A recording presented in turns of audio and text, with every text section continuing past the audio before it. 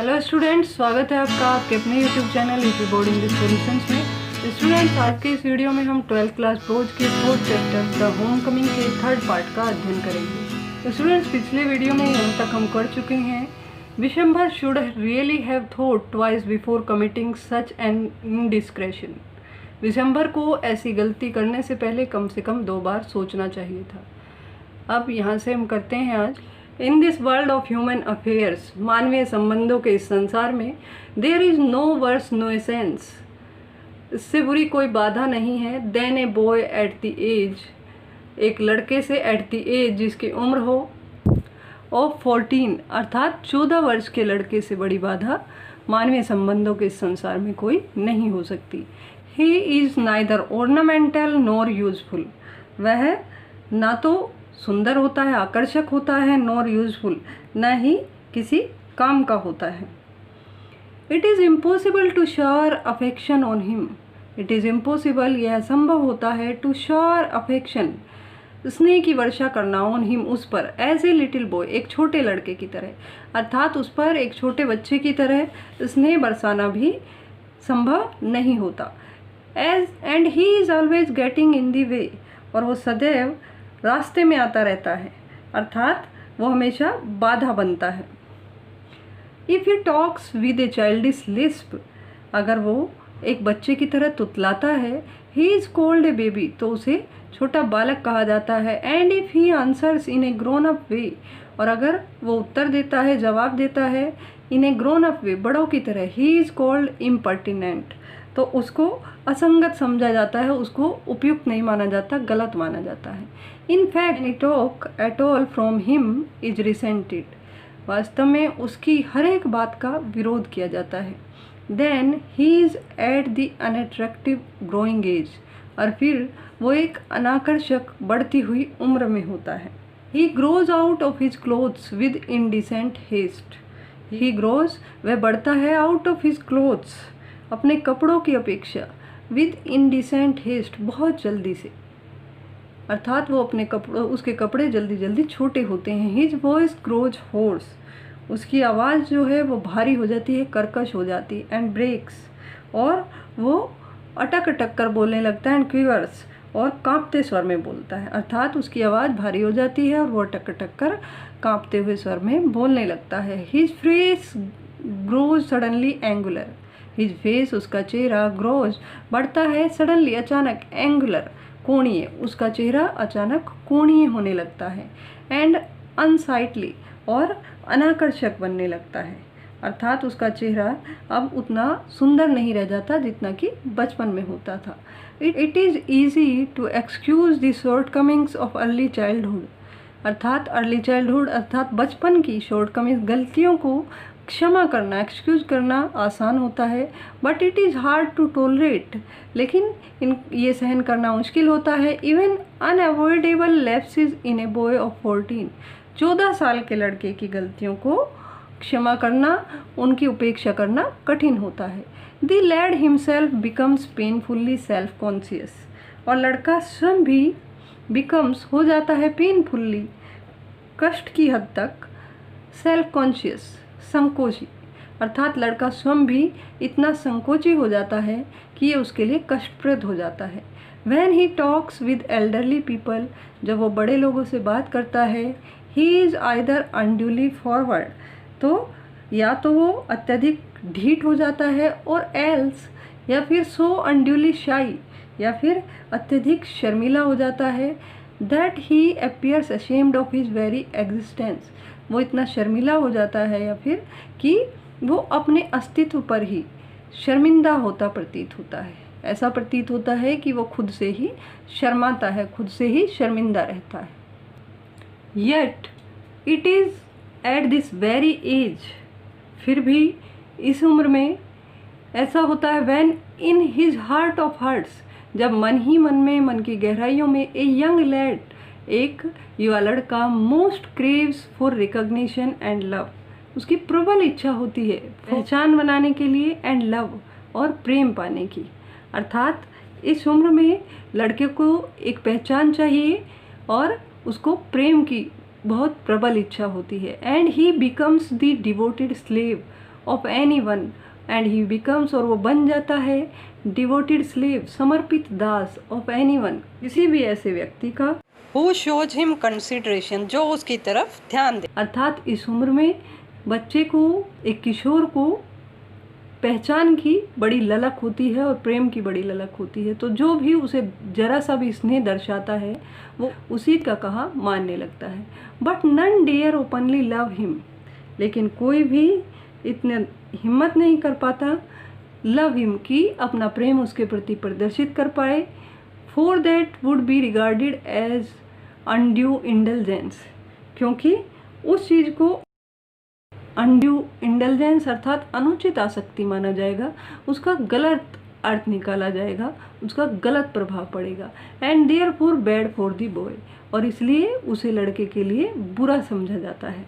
अर्थात इस उम्र में, इस उम्र के लड़कों के लिए प्रेम प्रदर्शित करना ये माना जाता है कि वो प्रेम उनको बिगाड़ देगा। So what with scolding and chiding, और इसलिए स्कोल्डिंग अर्थात डांटना एंड चाइडिंग और फटकारना, he becomes very much like a stray dog, तो इस डांट और फटकार से, लगातार की जो डांट फटकार मिलती रहती है उससे वो बहुत कुछ एक स्ट्रे डॉग, एक आवारा कुत्ते की तरह हो जाता है। That has lost his master, जिसका कि मालिक खो गया हो, अर्थात एक ऐसे आवारा कुत्ते की तरह हो जाता है जो अपने मालिक से बिछड़ गया हो और वो बिना किसी उद्देश्य के इधर उधर भटकने लगता है। For a boy of 14 his on home is the only paradise. For a boy of 14, 14 साल के एक लड़के के लिए हिज ऑन होम, उसका अपना घर, इज द ओनली पैराडाइज, अकेला स्वर्ग होता है, अर्थात अपने घर से अच्छा स्थान कोई नहीं होता।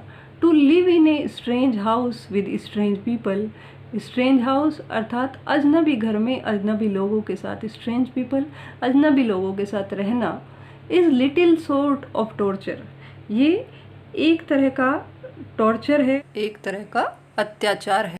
While the height of bliss is, जबकि ये एक आशीर्वाद माना जाएगा, to receive the kind looks of women, कि किसी स्त्री की दयापूर्ण दृष्टि उसके ऊपर रहे, and never to be slighted by them, और उसके द्वारा वो कभी भी लताड़ा ना जाए।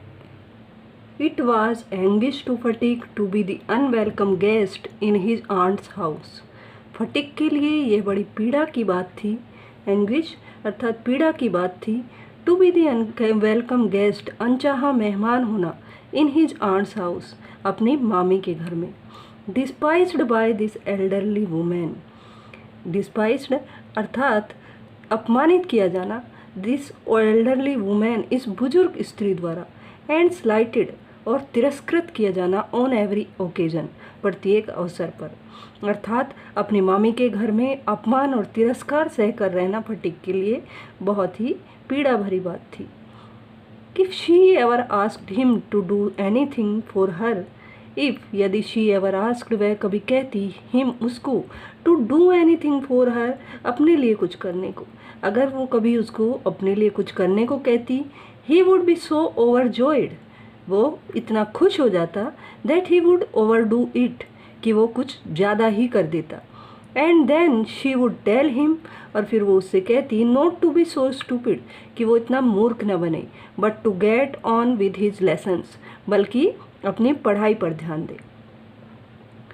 The cramped atmosphere of neglect in his aunt's house, cramped atmosphere घुटन भरा माहौल, ऑफ नेग्लेक्ट अर्थात उपेक्षा के घुटन भरे माहौल में, इन हिज आंट्स हाउस अपनी मामी के घर के उपेक्षा भरे माहौल ने, ओप्रेस्ड फटीक, फटीक पर इतना जुल्म किया, ओप्रेस्ड अर्थात जुल्म किया, सो मच इतना जुल्म किया, दैट ही फेल्ट कि उसे महसूस होने लगा, that he could hardly breathe कि उसे सांस लेना भी कठिन हो गया है।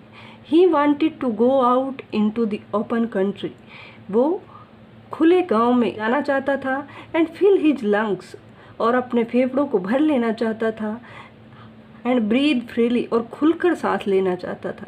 अर्थात उसका मन करता था कि वो खुले गांव में चला जाए और अपने फेफड़ों को स्वच्छ हवा से भर ले और आज़ादी की सांस ले। But there was no open country to go to, लेकिन वहाँ जाने के लिए कोई खुला गांव नहीं था। Surrounded on all sides by Calcutta houses and walls, surrounded घिरे हुए ऑन ऑल साइड सभी तरफ से बाय कैलकाटा हाउस, कलकत्ता के घरों से और दीवारों से। He would dream night after night of his village home, वो रातों रात हर रात अपने गांव के घर का सपना देखता था। And long to be back there, और वहाँ जाने की इच्छा करता था।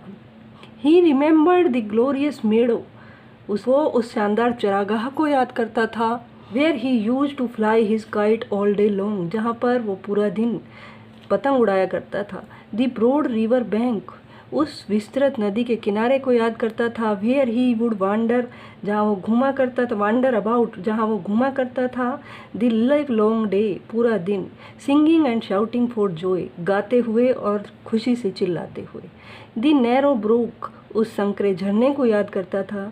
वेयर ही कुड गो, जहाँ वह जा सकता था। एंड डाइव, और डुबकी लगा सकता था। एंड स्विम, और तैर सकता था।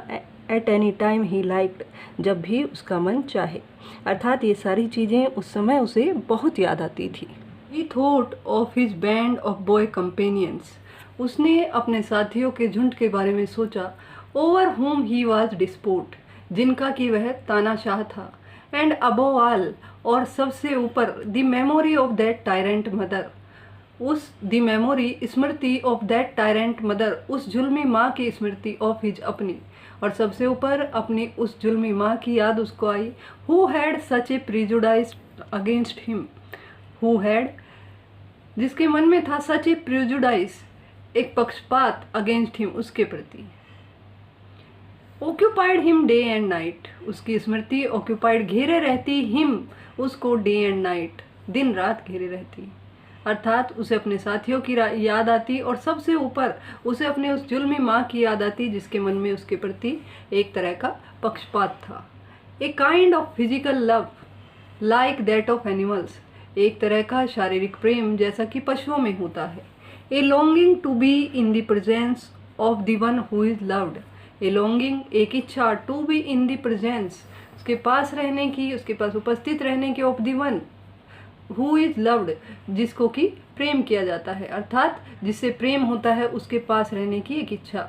एन इनएक्सप्रेसिबल विस्टफुलनेस, और एक अव्यक्त, मैं बता सकने वाली विस्टफुलनेस, व्यग्रता, एक अव्यक्त व्यग्रता उसके मन में थी।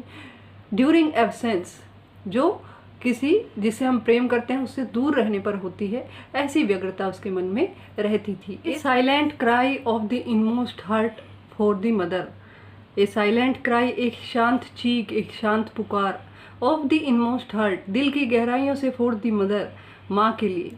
Like the lowing of calf in the twilight, जैसे किसी बछड़े का रंभाना, लोइंग ऑफ काफ, किसी बछड़े का रंभाना, इन द ट्विलाइट, शाम के समय। दिस लव, यह प्रेम, which was almost an animal instinct, ये प्रेम जो बिल्कुल एक पशुओं के प्रेम जैसा था, अर्थात जिसमें कोई स्वार्थ नहीं था। एजिटेटेड द शाई नर्वस, एजिटेटेड, परेशान किए रहता, व्यग्र किए रहता, उत्तेजित किए रहता। द शाई, उस शर्मीले, नर्वस, घबराए हुए। लीन, दुबले पतले। अनकाउथ एंड अगली बॉय, अनकाउथ अर्थात भद्दे, एंड अगली बॉय, भद्दे और कुरूप लड़के को हर समय को उत्तेजित किए रहता। No one could understand it, कोई भी इसे समझ नहीं सकता था। But it preyed upon his mind continuously, लेकिन बट इट प्रेड, लेकिन ये शिकार बनाए रहता, अपॉन हिज माइंड, उसके मस्तिष्क को, उसके मस्तिष्क पर अधिकार जमाए रहता, कंटिन्यूअली, लगातार, अर्थात लगातार यही यादें उसके मस्तिष्क पर छाई रहती। There was no more backward boy in the whole school then Phatik, पूरे स्कूल में फटिक से पिछड़ा कोई बच्चा नहीं था। He gaped and remained silent, he gaped, उसका मुंह खुला रहता, एंड रिमेन्ड साइलेंट, और वो चुपचाप रह जाता। When the teacher asked him a question, जब अध्यापक उससे कोई प्रश्न पूछते, अर्थात उससे पिछड़ा पूरे स्कूल में कोई बालक नहीं था, और जब अध्यापक उससे कोई प्रश्न पूछता तो वह चुप रहता और उसका मुंह खुला रहता। And like an overladen ass, और एक अधिक लदे हुए गधे की तरह।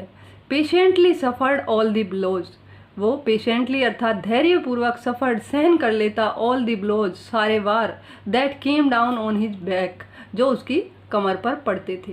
अर्थात जब अध्यापक के प्रश्न का उत्तर वह नहीं दे पाता था तो अध्यापक की जो मार उसको पड़ती थी उसको वो बहुत ही धैर्यपूर्वक सहन कर लेता था। When other boys were out at play, जब अदर बॉय दूसरे बच्चे वर आउट एट प्ले खेलने के लिए बाहर जाते, ही स्टूड, वह खड़ा हो जाता, विस्टफुल्ली, उदासी से, बाय द विंडो, खिड़की पर, and gazed at the roofs, और गेज्ड अर्थात घूरता रहता, देखता रहता ध्यान से, एट द रूफ्स, छतों को, ऑफ द डिस्टेंस हाउसेज, दूर के घरों की। अर्थात जब सारे लड़के खेलने के लिए बाहर जाते तो वो उदासी से खड़ा होकर दूर के घरों की छतों को देखता रहता। And if by chance he espied children playing on the open terrace of any roof, and if by chance, और अगर कभी संयोग से, ही एस्पाइस्ड, वह पा लेता, देख लेता, चिल्ड्रन, बच्चों को खेलते हुए, प्लेइंग खेलते हुए, on the open terrace of any roof, किसी छत पर, किसी खुली छत पर अगर संयोग से वह बच्चों को खेलते हुए देख लेता, हिज हार्ट वुड एक विद लॉन्गिंग, तो उसका हृदय इच्छाओं से भर जाता। वन डे, एक दिन, ही समन्ड अप, उसने इकट्ठा किया ऑल हिज करेज, अपना सारा साहस, एंड आस्क्ड हिज अंकल, और अपने मामा से पूछा। एक दिन उसने अपना सारा साहस एकत्रित करके अपने मामा से पूछा, uncle when can I go home, मामा जी मैं घर कब जा सकता हूँ। हिज अंकल आंसर्ड, उसके मामा ने उत्तर दिया, wait till the holidays come, छुट्टियाँ आने तक इंतज़ार करो। But the holidays would not come till November, लेकिन छुट्टियाँ तो नवंबर तक नहीं आएंगी। And there was a long time still to wait, और अभी इंतज़ार करने के लिए लंबा समय था। One day Phatik lost his lesson book, one day, एक दिन, फटिक की अभ्यास पुस्तिका खो गई। Even with the help of books, यहाँ तक कि with the help of books, किताबों की सहायता से भी। He had found it very difficult, उसके लिए ये बहुत कठिन था, इंडीड, वास्तव में, टू प्रिपेयर हिज लेसन, अपना पाठ तैयार करना। अर्थात किताबों की सहायता से भी उसके लिए अपना पाठ तैयार करना कठिन होता था। नाउ इट वॉज इम्पॉसिबल, अब ये बिल्कुल असंभव हो गया। अर्थात उसकी अभ्यास पुस्तिका खो जाने के बाद उसके लिए अपना पाठ तैयार करना बिल्कुल ही असंभव हो गया। Day after day the teacher would cane him unmercifully, day after day, दिनों दिन, the teacher would cane him, अध्यापक उसको पीटते, अनमर्सीफुल्ली, निर्दयता से। His condition became so abjectly miserable, his condition, उसकी स्थिति, बिकेम, हो गई, सो एब्जेक्टली मिजरेबल, इतनी दयनीय हो गई, अर्थात ऐसी हालत उसकी हो गई, that even his cousins were ashamed to own him, कि उसके कजिन्स अर्थात उसके भाई, उसके ममेरे भाई, उसके मामा जी के लड़के भी उसको लेकर शर्मिंदा होने लगे। They begin to jeer and insult him, they begin to jeer, वे उसे चिढ़ाने लगे, एंड इंसल्ट हिम, और उसका अपमान करने लगे, more than the other boys, दूसरे लड़कों से भी अधिक। उसके खुद के मामा के लड़के उसको चिढ़ाना और उसका अपमान औरों से भी अधिक करने लगे। He went to his aunt at last, अंत में वो अपनी मामी के पास गया, एंड टोल्ड हर, और उसे बताया, that he had lost his book, कि उसने अपनी पुस्तक खो दी है। स्टूडेंट्स, इस वीडियो में इतना ही।